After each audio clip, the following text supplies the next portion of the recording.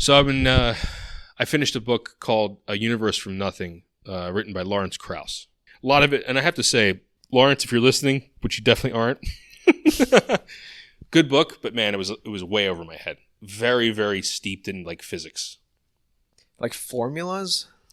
A little bit, yeah. Okay. Trying to explain formulas, and I'm like, bro, like, what are you trying to say right now? Right. And I think it's very hard to talk about physics without talking about math.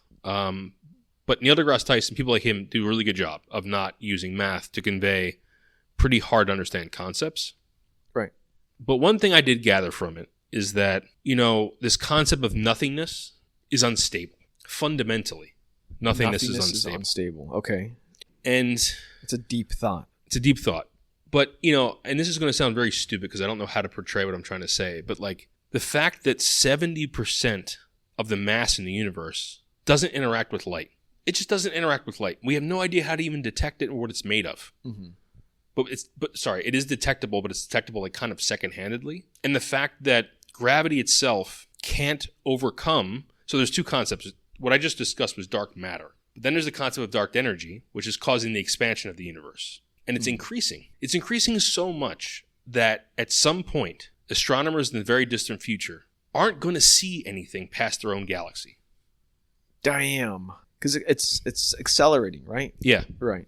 It's accelerating so fast that light from distant galaxies will never reach other galaxies. You mean it's going to go to the speed of light, like the expansion of the universe? Well, surpass the speed of light, because there's nothing in Einsteinian physics that says that space can't travel faster than light. Right. It's just stretched. Right. Yeah. Stuff can't travel through the universe faster than light, but the universe can move as fast as it wants.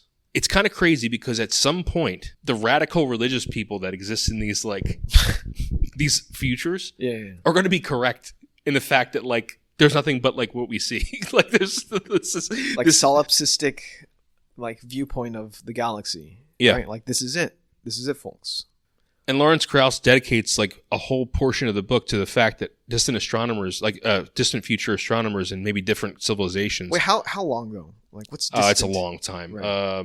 You're talking about like a billion years. Billions and billions of years. Billions and billions billions of years. And billions billions of and billions and billions and billions of years later. But I'd like to think there'll be something in the universe at that point, like some form of life somewhere. But they're going to think they're alone, man. And they're not going to be able to detect the cosmic background radiation anymore because it'll be faded away. So the origin of the universe will be completely unknown. Completely unknown. Damn. But you're still tied in with some kind of matter, right? Like there is still a medium in between galaxies, right? Even though it's expanding, does it get dilute?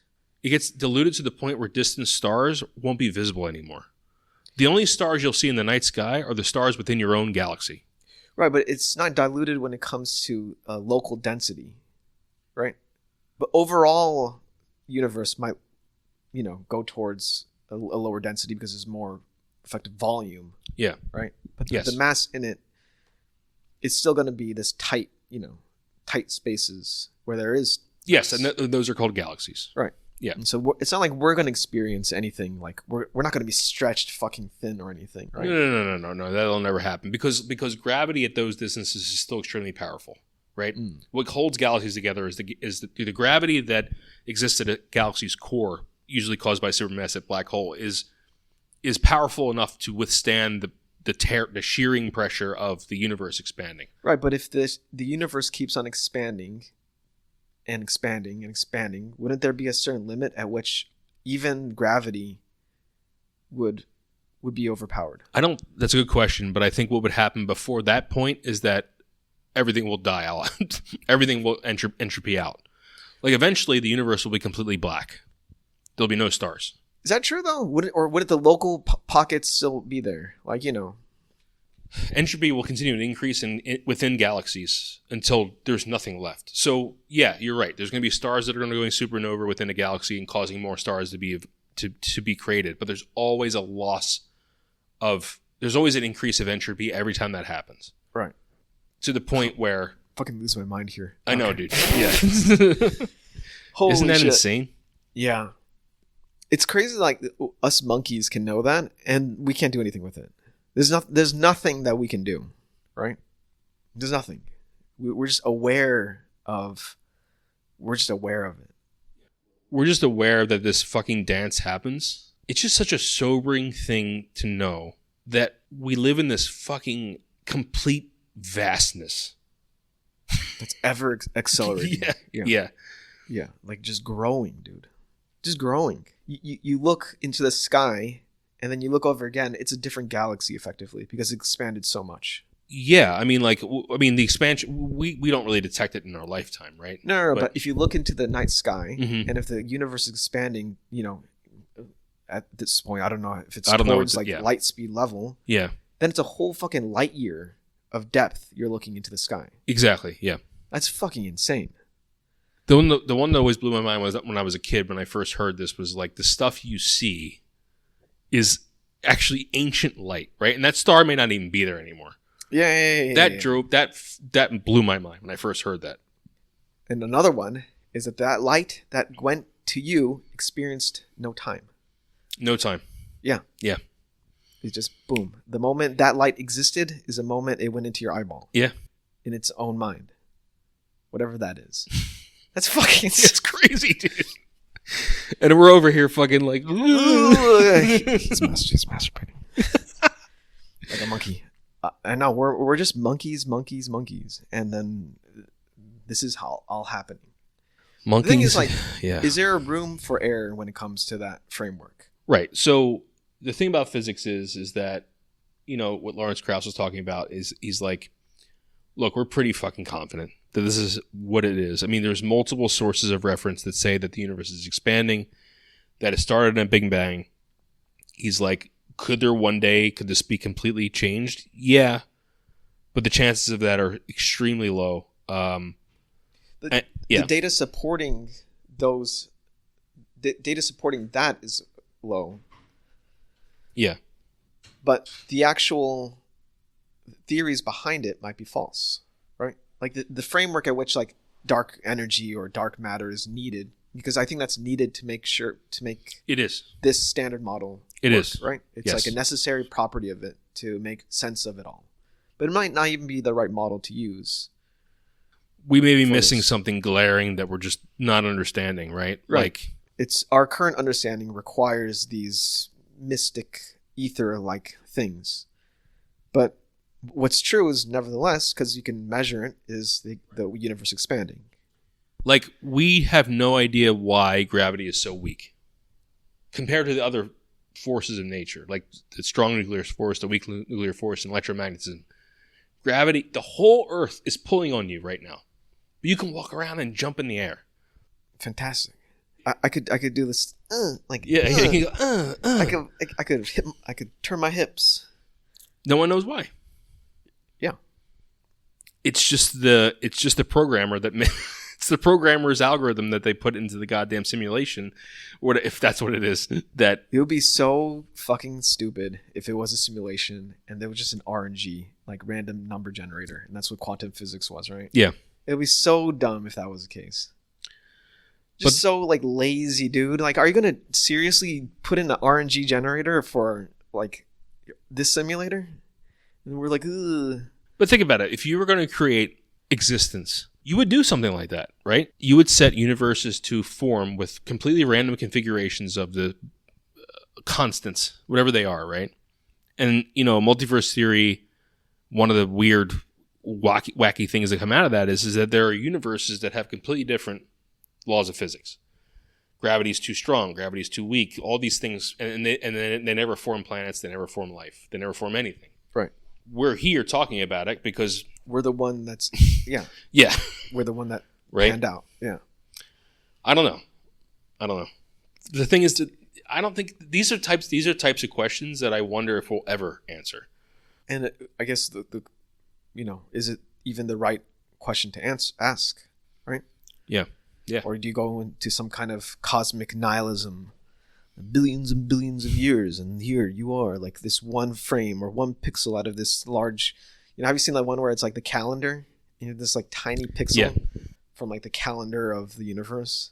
Yeah. It's like, all right, what am I to do with that? 1 over infinity is 0, so I'm insignificant. I don't know. I don't think that's a good framework, and it gets you there though, right?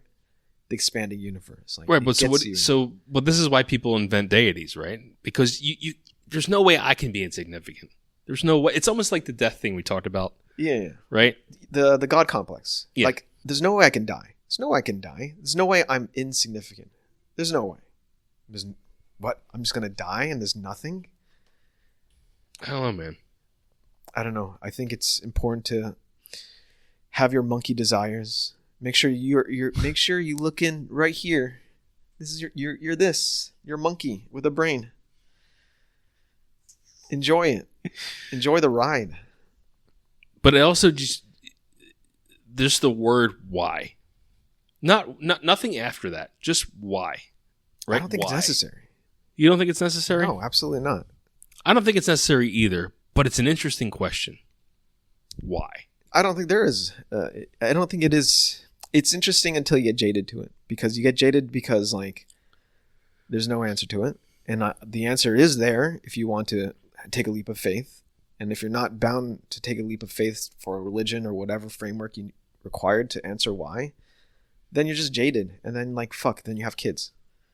I don't know. I had a debate about this with people I used to play Warcraft with, and a theist asked me, like, what I believed in, and I said, no, nothing really.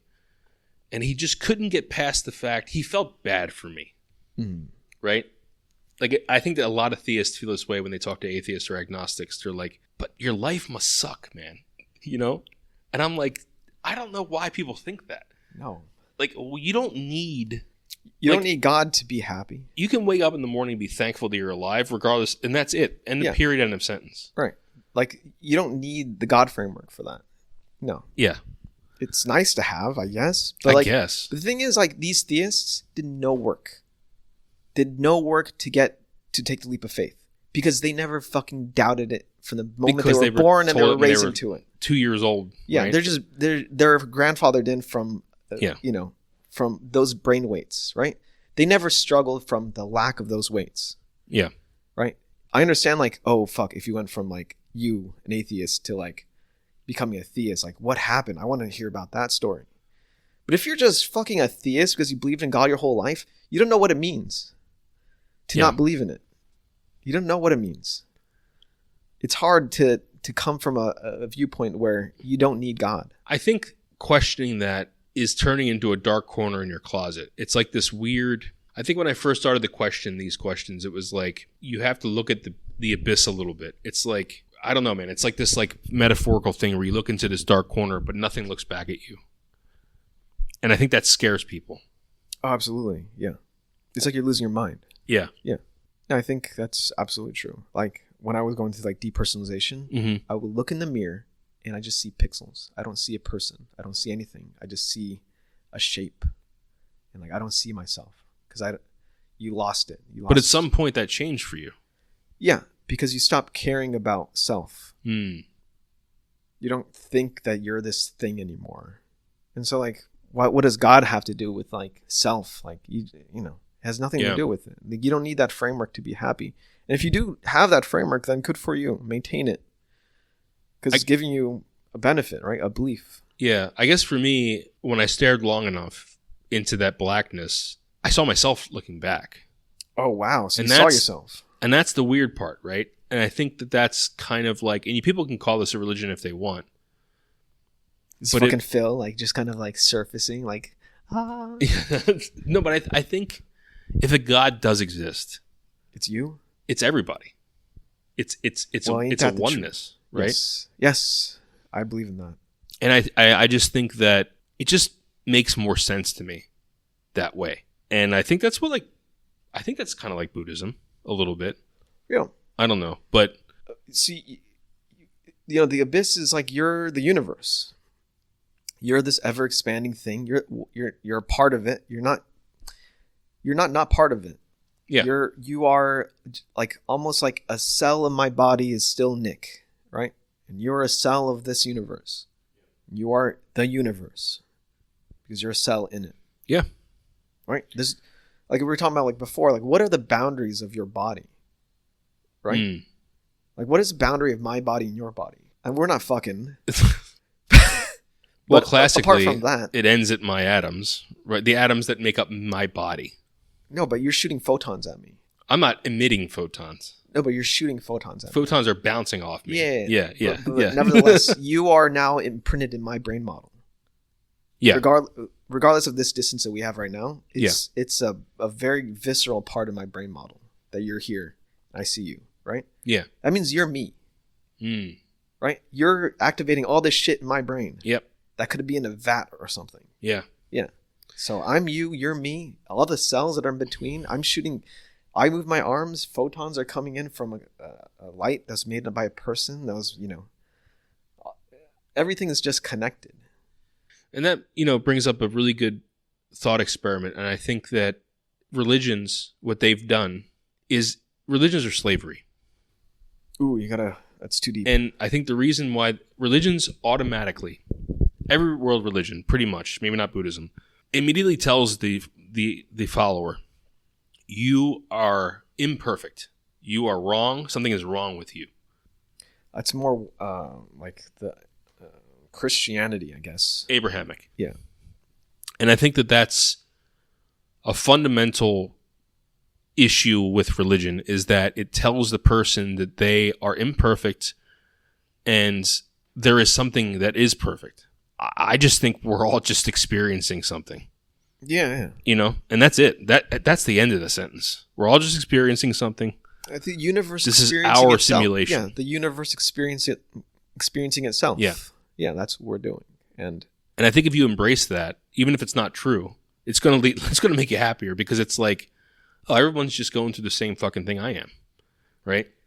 not just same thing. It's just like everything's connected, right? Just we're in the whole thing together. Yeah. Yeah, it's a shared multiplayer by one person.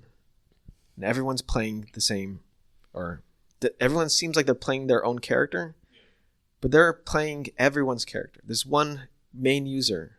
This one seemingly multiplayer universe. Anyway, I've reduced my I reduced the possibilities of either it's that or it's just fucking just random bullshit. Chaos, right? And chaos people. Thank you. Either way, yeah, whatever. I'm cool with it. I'm glad you can kind of get out of it, because I think it's hard to sometimes get out of that rut, right? Like when you were describing that to me, I was getting that cosmic panic a little bit. Oh, the expansion of the universe, and the eventual heat death, and I was seeing you, and you're accelerating away from me. Yeah, like I get that feeling a lot, but you have to like taper that shit down, because you're in it. You're in the universe. What are you gonna do? Enjoy it. Eat a burger. Fucking eat. Let's go get a burger.